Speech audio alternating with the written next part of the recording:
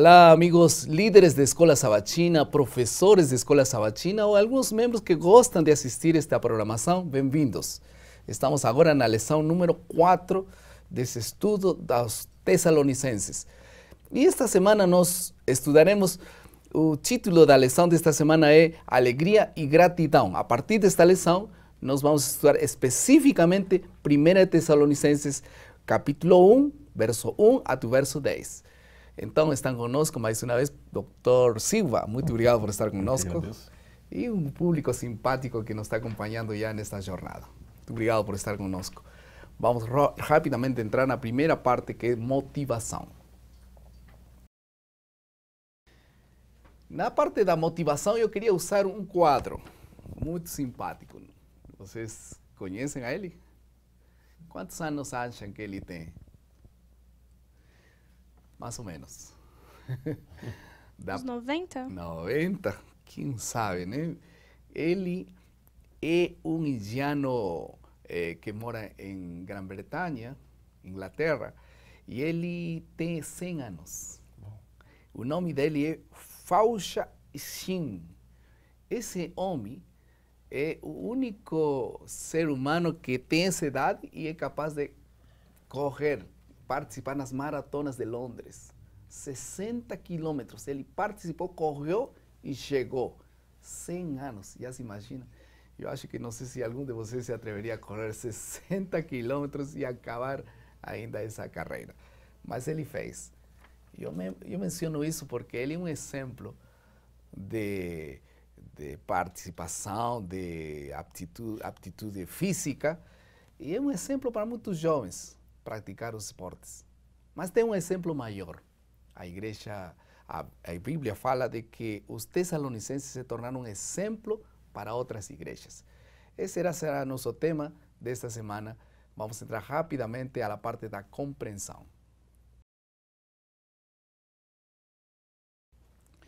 Na parte da compreensão, nós vamos começar com o nosso foco, como todos nossos esboços. Aprender sobre a maneira pela qual devemos encorajar os outros. Como podemos aprender a encorajar outras igrejas, outras pessoas? Esse será nosso tema, nosso foco desta lição. E a primeira parte tem que ver com 5 palavras-chave que Paulo gostava sempre pronunciar ou escrever. Quais eram essas palavras? De que se trata tudo isso? Essas palavras vão aparecer na Bíblia, você vai vê-las. Aliás, eu vou pedir já para nós lermos aqui no nosso auditório, a 1 Tessalonicenses, capítulo 1, versículos 1 a 4. E você que está em casa também, acompanhe conosco aqui então. Vamos ler esses textos e vamos conhecer quais são essas palavras aí que fazem parte do vocabulário espiritual e também diário do apóstolo Paulo. Paulo, Silvano e Timóteo, a igreja dos Tessalonicenses em Deus Pai e no Senhor Jesus Cristo, graça e paz a vós outros. Damos sempre graças a Deus por todos vós, mencionando-vos em nossas orações e sem cessar, recordando-nos diante do nosso Deus e Pai, da operosidade da vossa fé, da abnegação do vosso amor e da firmeza da vossa esperança em nosso Senhor Jesus Cristo, reconhecendo, irmãos, amados de Deus, a vossa eleição. Que palavras fortes! Decore, anote e comente com os outros alunos na sua classe. Graça, paz, fé, esperança e amor. Vamos repetir? Graça, paz, fé, esperança e amor. A Bíblia fala que a boca também pronuncia ou fala daquilo que o coração está cheio. E Paulo estava cheio de alegria, de fé. Esta epístola que Paulo escreve, esta carta, ela tem um começo semelhante a outras cartas gregas que eram escritas em seu tempo, mas há algumas peculiaridades. O normal dos gregos era cumprimentar sempre dizendo graça, haris em grego. No grego da época de Paulo, quando alguém iria cumprimentar o outro, falava assim, haire, que significa graça ou salve, né? Então eu chegaria e falaria assim, haire, pastor Choque, haire, né? Haire, não confunda com Hare Krishna, que não tem nada a ver, viu? Esse Hare significa paz, ou, perdão, graça, graça. Os judeus já cumprimentavam de uma maneira diferente. Os judeus diziam até hoje, shalom, que significa paz.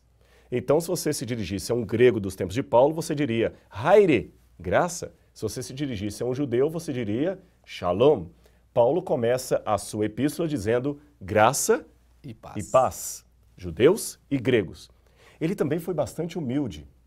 Ele não disse, apesar de ser o líder, olha, eu que escrevo, não. Ele menciona consigo ainda quem? Quem foi mencionado aqui?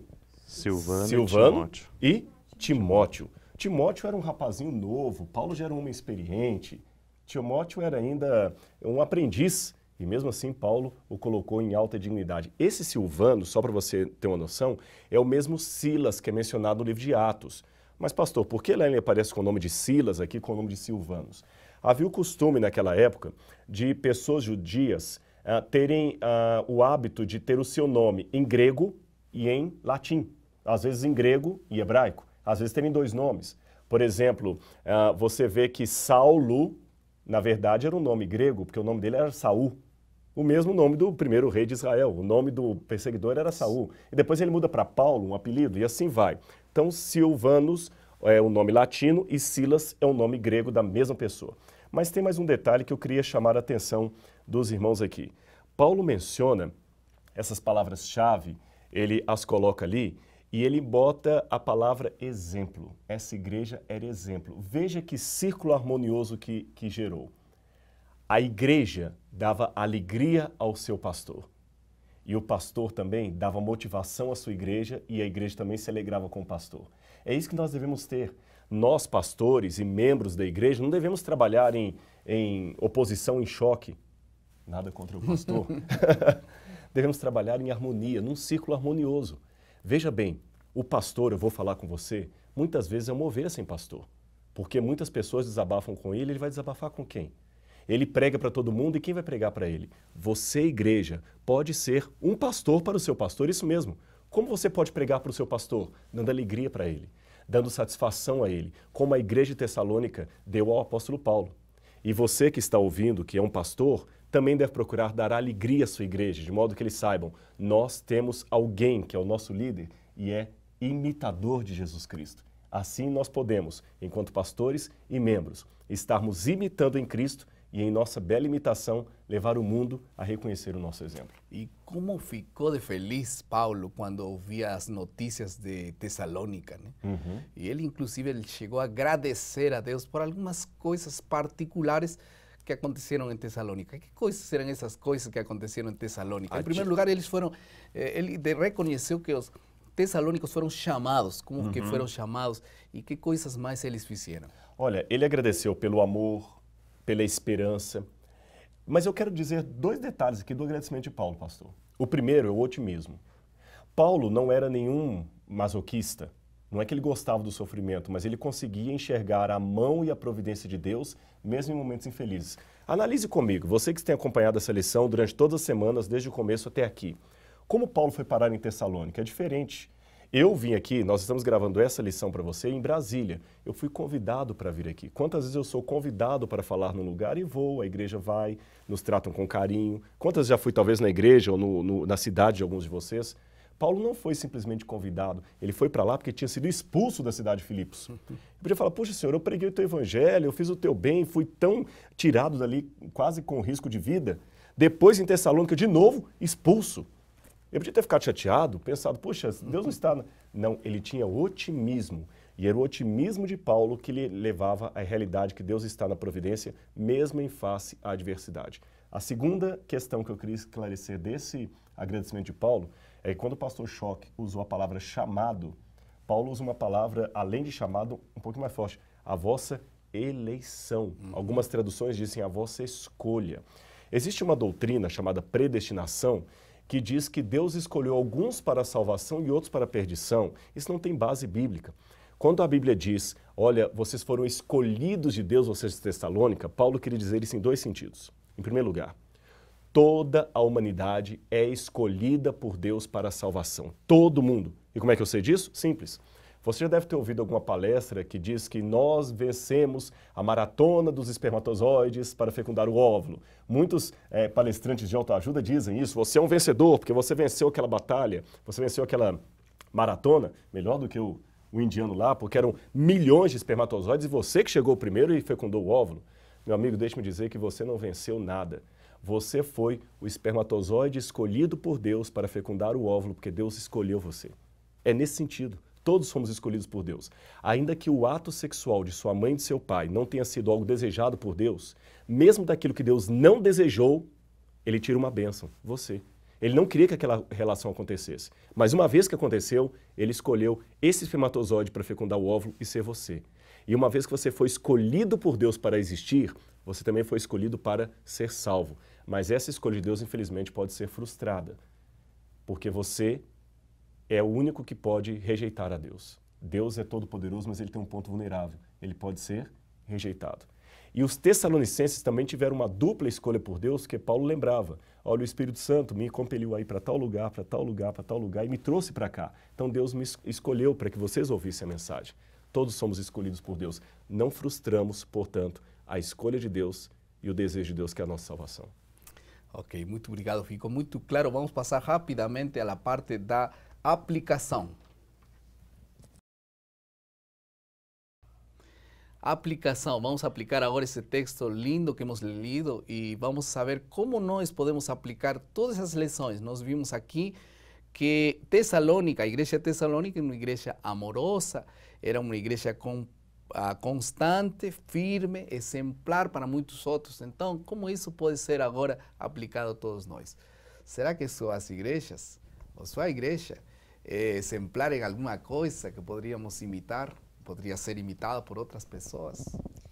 Eu faço parte de uma igreja de muitos membros. E o que não é só impressionante, é tocante, é o engajamento dos membros em todos os projetos que a igreja toma frente e os convoca a trabalhar. Então, é uma igreja exemplar na forma como se envolve nos programas, né? E aí, Marcelo?